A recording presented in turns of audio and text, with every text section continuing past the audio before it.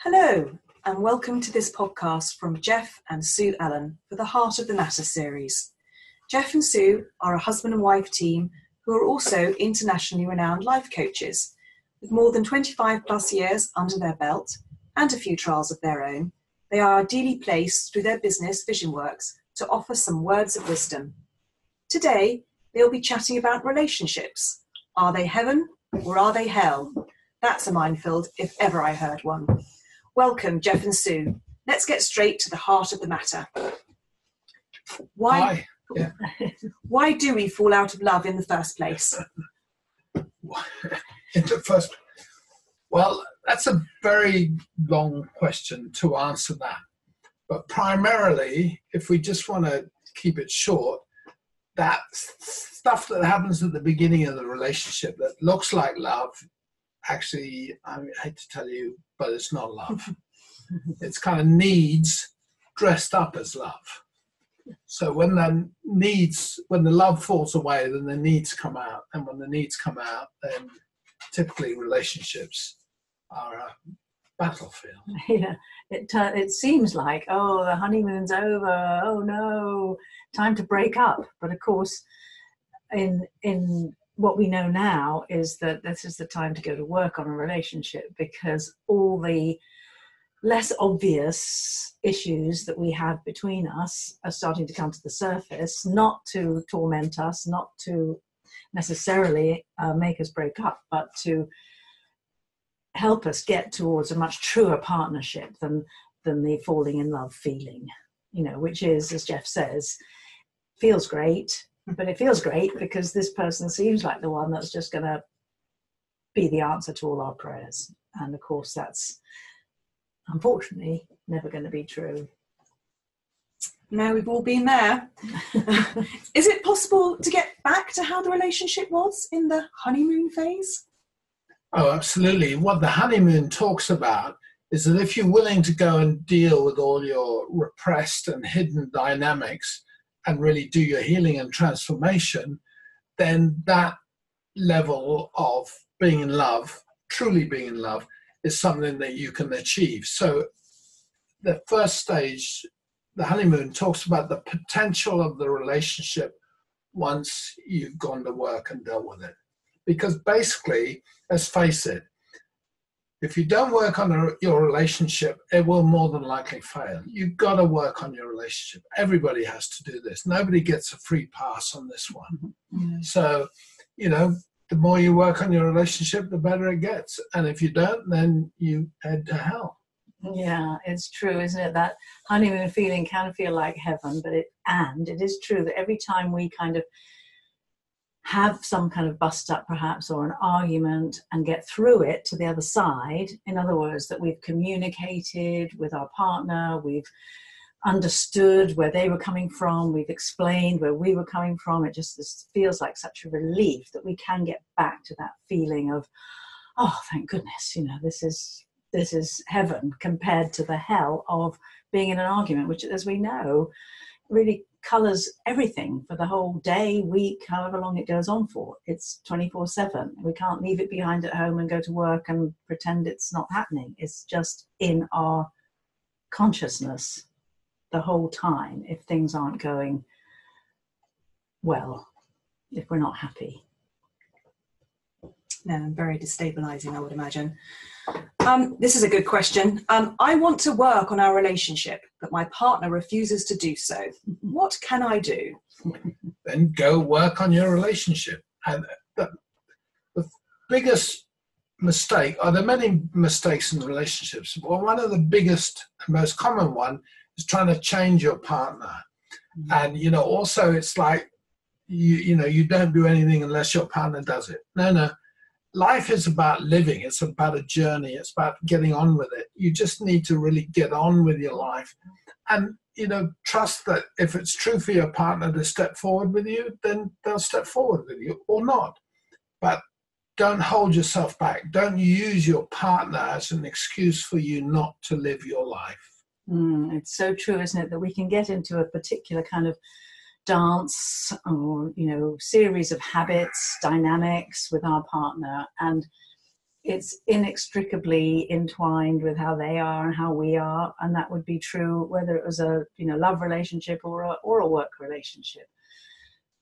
But it only takes one person to change for the whole dynamic to change, and then wow, there's a whole new chapter that to be worked on. It's not necessarily going to be perfect, but at least it's not stuck. At least it's not just the same old thing. At least we're moving in some way or another towards each other in a different way, and things can change and move and grow. Well, you're both testament to that. So how do we know that they're the one? Yeah, that's a really good question, isn't it? Because, oh my goodness, it's depending on where we are in our own life and how much we want them to be the one, and all that will colour whether they really are the one.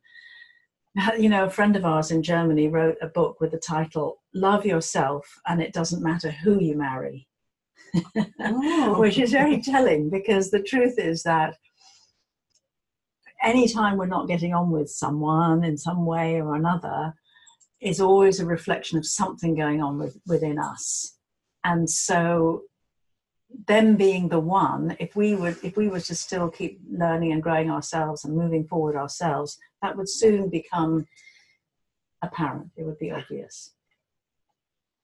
Yeah, for me, it's that whole thing of, your partner only flourishes through your giving. And, if you want a relationship that's really meaningful and in love and dynamic and caring and sharing and all the rest of what we claim we want, then that's because of what you give to it. And when you stop giving to a relationship, typically then your partner starts failing you, the relationship starts going south. And it's important for us to work out which direction we want to go in, because, whether a relationship doesn't stay the same all the time. Sometimes if you're really in the dead zone, you think it stays the same. The relationship is either getting better or getting worse. And that choice is yours, in which direction it's going. So, for many people, it doesn't matter how bad it gets. If there's willingness, you can get back to heaven. But equally, if you're just not willing to work on it and you just sink into it and you start thinking, oh, this is not the right one, maybe I'll go and find another one. And then when the going gets bad, oh, well, no, it's time to leave this and go to the next one. That's just a pattern where you're not dealing with your issues. You're not doing your healing. You're not becoming responsible for what's going on. And you're just coming to the same point over and over again, which means your life's not going to change. So why do we choose to bury our head in the sand then, rather than confront the issues? Yeah, we did that, didn't we? Yeah. We did that for so many years. Yeah, we just think, like you leave home. I left home, and now I'm going to go out there and have this great life, and everything's going to be wonderful. And fall in love with someone, and it's just going to be nothing like my parents' relationship and my family life. I'm free. But that's not how it works. How it works is all those old patterns will just repeat in your present relationship. All that's going on in your present relationship now are just patterns of the things you learned when you were a kid in your original relationship. And that's what we do. We just keep recreating the same dynamics over and over again till we learn how to heal and transform and change. But so many of us are just terrified of that. I mean, on a daily basis, we deal with it, with people coming in and saying, why do I have to look at this? Why do I need to deal with this? And you just go, because if you don't deal with it, it will deal with you. Yeah. And I think when I look back at remembering how it was for us, I think we were so caught, I was definitely, in that if only he would change, then everything would be fine.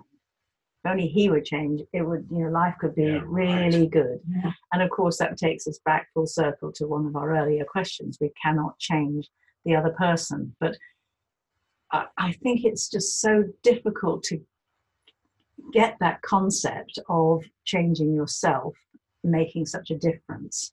We so readily blame our circumstances or other people, or whatever is going on in our lives. Therefore, we think we're trapped. We think we can't do anything. We can't confront the issues. It won't do any good. Well, it won't listen to me anyway, or whatever. So it's that perception that we are the power to change. We carry that power within us that was so important for me. And I just don't think I had a clue about it earlier. And that's, looking back on it, that's really sad. But it's a sad indictment of how little we really know or are taught about relationships. I understand that. So why does all the bad stuff happen to me? This is a question that I'm sure you've been asked over and over again. So what is it that makes us think like that? Well, there's a whole number of reasons for that, but mostly, when you bury all this stuff, like we talked about in the last question, you think it's not going to affect you. And then you kind of put on this, routine, you live by recipe, and you become this good, nice, sweet, sort of dead person and repress all this stuff. But what you don't realize is only a matter of time before that stuff comes up. Not only that, if you repress something, you more than likely fall in love with someone else, and they would have repressed the same dynamic. So at some point in the relationship, these broken pieces will come to the surface. And then one partner typically will act on it, i.e. do the abandoning or do the rejection or whatever it is, and the other one will stay home and feel it. But in truth, both people are feeling exactly the same thing. So it's just, and even in the relationship, I remember when me and Susie, breaking up, there's a level of collusion that goes on about, which one's going to be the bad one and which one's going to be the good one, and who's going to keep all the friends and who's the other one that's going to leave and all this stuff. But collusion goes on. That's all kind of subliminally agreed about, the bad guy and the good guy and all this stuff. The truth is we have all these things inside of us. And once we become aware of them, then we can choose how we act. But when you repress it and hide it, and you just try and pretend you're the good guy and just do the good things, then the bad things come out and bite you on the ass. I know that, again, speaking personally, this is my second marriage, my marriage to Jeff, and there were remarkable similarities between my two marriages, especially in how they broke up.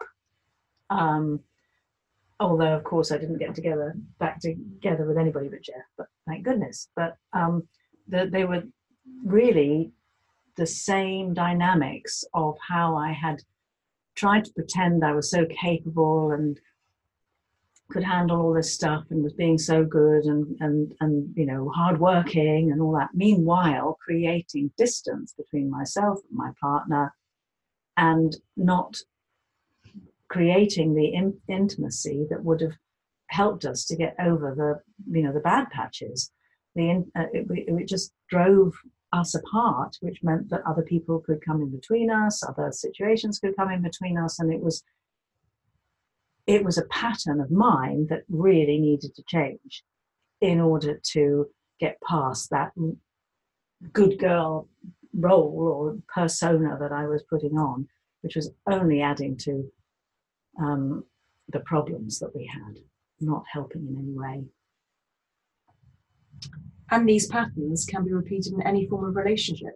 Yeah, exactly. It may not feel quite as heartbreaking if it's happening at work or with a more distant friend, but the closer somebody is to us, the more heartbreaking it is when the patterns come up, and the more painful it is for us.